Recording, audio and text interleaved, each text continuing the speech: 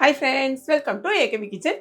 இன்றைக்கி நம்ம கிச்சனில் என்ன பார்க்க போகிறோம்னு பார்த்தீங்கன்னா, ரொம்ப ஈஸியாக அதே சமயத்தில் ரொம்ப டேஸ்ட்டாக இருக்கக்கூடியதான ஒரு ரசம் ரெசிபி தான். என்னடா ரசம் அப்படின்னு நினைக்காதீங்க. இது வந்து தக்காளியில் செய்யக்கூடிய ரசம். ரொம்பவே டேஸ்ட்டாக இருக்கும். நம்ம வந்து இதுக்கு ரொம்ப அதாவது எப்படி சொல்கிறதுனா, வீட்டில் ஒன்றுமே இல்லைன்னா 4 தக்காளி இருந்தால் போதும், டக்குன்னு ரசம் வச்சு நம்ம சாப்பிடலாம், ஒரு அப்பளத்தை மட்டும் பொரிச்சிட்டு. இதுக்கு நான் வந்து என்ன பண்ண போகிறேன்னா, நார்மலாக இந்த தக்காளியை வந்துட்டு நீங்கள் அப்படி கையிலேயே பிசைஞ்சு விடலாம். பட் நான் இன்னும் கொஞ்சம் ஈஸியாக இருக்கட்டுங்கிறதுக்காக பாருங்களேன், நான் கழுவிட்டேன். தக்காளி நல்லா கழுவிட்டு இங்கே பாருங்க, ஒரு எவ்வளோ இது வந்து அப்படியே ரசத்துக்கு நான் யூஸ் பண்ணுற தண்ணி தான். இதனால் நல்ல தண்ணி எடுத்துக்கோங்க, ஓகேங்களா? நல்ல தண்ணி எடுத்துட்டு நல்ல கழுவுன பழத்தில் ஒரு 4 பழம் கரெக்டாக போட்டுருக்கேன். பழத்தை போட்டுட்டு இங்கே பாருங்க, ஸ்டவ் ஆன் பண்ணி கொஞ்சம் சூடாக வந்து தண்ணியில் போட்டிங்கன்னு வச்சுக்கோங்களேன், அந்த மேலே உள்ள தோல்லாம் பிரிஞ்சு வந்துருமா, ஈஸியாக பிசைறதுக்கு நமக்கு ரொம்ப ஈஸியாக இருக்கும். கூடவே கொஞ்சமாக நான் வந்துட்டு புளியும் சேர்த்துருக்கேன். ஏன்னா நாங்கள் 4 பேருக்கு சாப்பிடக்கூடியதான ரசம் செய்ய போகிறேன். ஸோ இந்த அளவுக்கு கொஞ்சமாக புளி போட்டால் தான் டேஸ்ட் இருக்கும். 4 தக்காளியும் இது போட்டு கொஞ்ச நேரம், இது வந்து கொத்தமல்லி இலை தான், கொஞ்ச நேரம் நல்லா வந்து சூடாகி பார்த்தீங்கன்னா, கொஞ்ச நேரத்தில் அப்படி இந்த தக்காளியில் இருக்கிற மேலே உள்ள தோல்லாம் விரியும் பார்த்தீங்களா, அப்போ நம்ம ஆஃப் பண்ணிடுவோம். அப்படி ஆஃப் பண்ணும்போது நமக்கு ஈஸியாக கையிலேயே நமக்கு பிசைஞ்சு விடலாம். இது நார்மலாக பிசையில நல்லா பழுத்த பழமாக இருந்தால், ஆனால் அதை விட இது கொஞ்சம் இன்னும் ஈஸியாக உங்களுக்கு இருக்கும். ஏதாவது வேலை இருந்துச்சுன்னா மற்ற வேலையை பார்த்துட்டு இந்த வேலையை பார்க்கும்போது ரொம்ப டக்குன்னு நம்ம செய்யக்கூடியதான ரசம். கொஞ்ச நேரம் நான் வெயிட் பண்ணிட்டு காமிக்கிறேன். இப்போ வந்து இது வேகட்டும். இது வேகிற சமயத்துலேயே நம்ம பக்கத்துலேயே என்ன பண்ணிடலாம்னா, இதுக்கான மற்ற இன்க்ரீடியன்ட்ஸ் ரெடி பண்ணிடலாம். நான் எப்போவுமே கையளவில் தான் போடுவேன். இங்கே பார்த்துக்கோங்களேன், இது எவ்வளோ இருக்கும், ஒரு ஸ்பூன் இருக்குமா மிளகு, அந்த அளவுக்கு நீங்கள் போட்டால் போதும். நான் 4 பேருக்கான அளவு சொல்லிகிட்டு இருக்கேன். 1 ஸ்பூன் மிளகு, அதே மாதிரி 1 ஸ்பூன் ஜீரகம் போடணும். இந்த அளவுக்கு ஜீரகம், ஓகே. எனக்கு வந்துட்டு கையில் தான் போட்டு பழக்கம், மக்கள் காமிக்கிறதுக்காக தான் நான் வந்துட்டு ஸ்பூனே யூஸ் பண்ணுவேன். அதே மாதிரி பச்சை மிளகாய் நல்லா பெருசாக இருந்தால் நீங்கள் 1 போட்டுக்கோங்க. நான் வந்து ரொம்ப குட்டியாக இருக்குது, இதில் வந்து ரொம்ப இது இருக்காது, அதனால் 2 பச்சை மிளகாய் போடுறேன். நீங்கள் இல்லைன்னா 1 போட்டுக்கோங்க. கூடவே ஒரு 7-8 பல், ரொம்ப இந்த பாருங்க, 8லேருந்து 10 பல் பூண்டு வந்து தோல் எடுக்க வேண்டாம். இவ்வளோத்தையும் போட்டுட்டு நம்ம மிக்சியில் ஒரே ஒரு அடி, நீங்கள் அப்படி இல்லை இந்த இடிகள் இருக்குன்னா இடிகளை வச்சு நீங்கள் இடிச்சிக்கலாம், ஓகே. எனக்கு அது வந்து கம்ஃபர்டபுளாக இருக்காது. இது ரொம்ப ஈஸியாக இருக்கும். ஏன்னா ஒரே ஒரு திருப்பி விட்டோன்னா முடிஞ்சு போச்சு. பல்ஸில் போட்டு ஒரே ஒரு சுற்றி எடுத்து வரேன். அதுக்கப்புறமா கொத்தமல்லி இலையை லைட்டாக போடணும். முதல்ல இதை சுற்றி எடுத்துருந்தேன், ஓகேங்களா.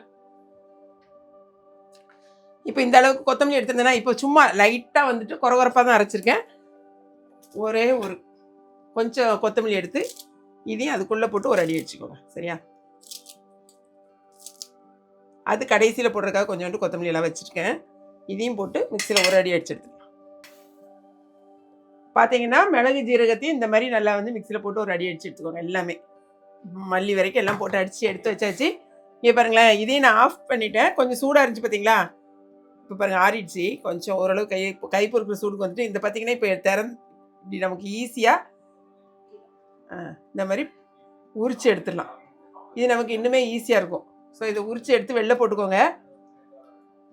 எல்லாத்தையும் நீட்டாக எடுத்துகிட்டு ரொம்ப ஈஸியாக இது உறிஞ்சு வந்துடும். இந்த சக்கெல்லாம் எதுவுமே வராது. ரெண்டாவது, உங்களுக்கு எப்படி சொல்கிறது, வெறுமனையாக நீங்கள் செய்கிறத விட இப்படி சுடுதண்ணியில் போட்டு செய்யும்போது உங்களுக்கு ஈஸியாகவும் இருக்கும் இது பண்ணுறதுக்கு. கொஞ்சம் தண்ணி இன்னும் சூடு இருக்குது.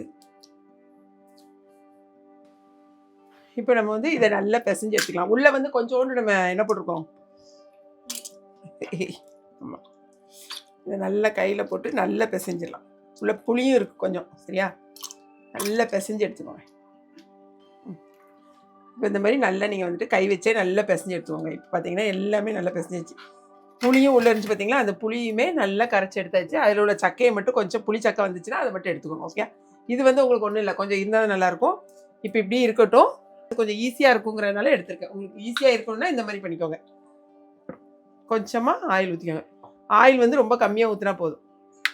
இது வந்து 1 ஸ்பூன் இருக்குமா, 1/2 ஸ்பூன் இருக்குமா, அவ்வளோதான் இருக்கும். ரொம்ப கம்மியாக தான் இருப்பாங்க. இந்த அளவுக்கு நீங்கள் ஆயில் அதாவது ரசத்துக்கெலாம் நிறைய ஆயில் ஊற்றணும் அப்படின்னு கிடையாது. கடாய் சூடானோன்னு எண்ணெய்லாம் போடுறோம் பாருங்க,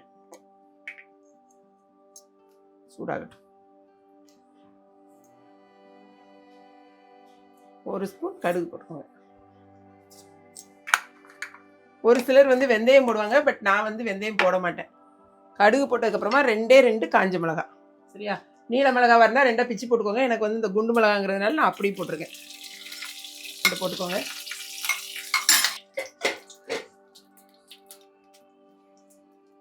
கருவேப்பிலை கழுவி வச்சுருக்கேன், கருவேப்பிலை. அப்புறமா கட்டாயமாக இதுக்கு வந்துட்டு நம்ம காயம் போடணும்.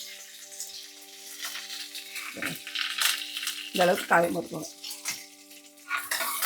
இதெல்லாம் ஒரே ஒரு கலர் கிளறிட்டு இப்போ நம்ம மிக்சியில் அடித்து வச்சுருக்கதை உள்ளே போடுங்க. இது வந்து ரொம்ப நேரம் போட்டு கிளறணும்லாம் கிடையாது. ஜஸ்ட் ஒரு செகண்டு அந்த எண்ணெயில் ஒரே ஒரு கலர் கிளறிடுங்க. ஓகே,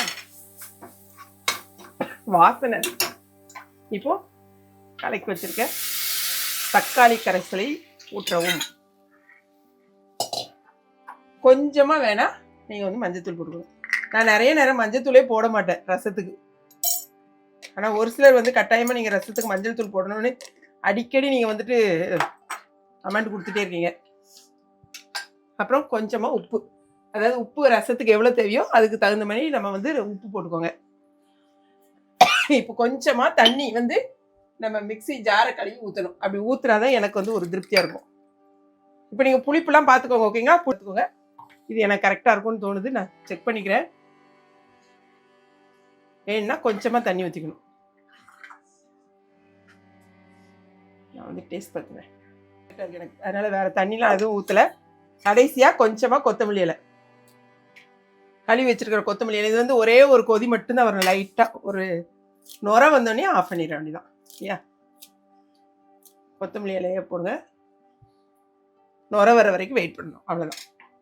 இப்போ பார்த்தீங்கன்னா நல்லா நுரை வர ஆரம்பிச்சு பாருங்க. இந்த மாதிரி கொதி வந்து லைட்டாக நுரை வந்தோடனே நம்ம வந்து ஸ்டவ் ஆஃப் பண்ணணும். ரொம்ப கொதிக்கக்கூடாது. ரசம் மட்டும் இந்த மாதிரி நுரை வருது பார்த்தீங்களா, தெரியுதா உங்களுக்கு? நுரை வந்தோடனே நம்ம ஸ்டவ் ஆஃப் பண்ணிடுவோம். சூப்பராக நுரை வந்து கொதிக்க ஆரம்பிக்கி சூப்பரான ரசம் நமக்கு ரெடி ஆயிடுச்சு. இப்போ நம்ம சாப்பிட்டு பார்த்துட போகிறோம். அதுக்கு முன்னால் இந்த பாத்திரத்தில் ஊற்றி விடலாம்.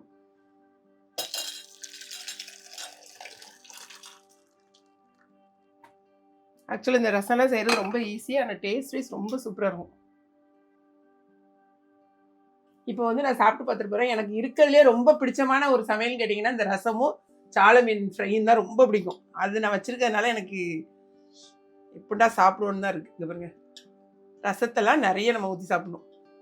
நான் சொல்லுவேன்ல, பருப்பு தண்ணி பருப்பு குழம்புலாம் இப்படி ரசம் மாதிரி ஊற்றி தான் சாப்பிடுவோம். அந்த அளவுக்கு சூப்பராக இருக்கும்.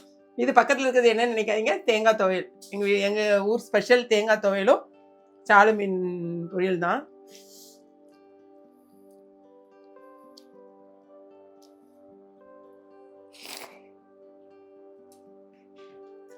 அது கூட இந்த மாதிரி ஒரு மீனையும்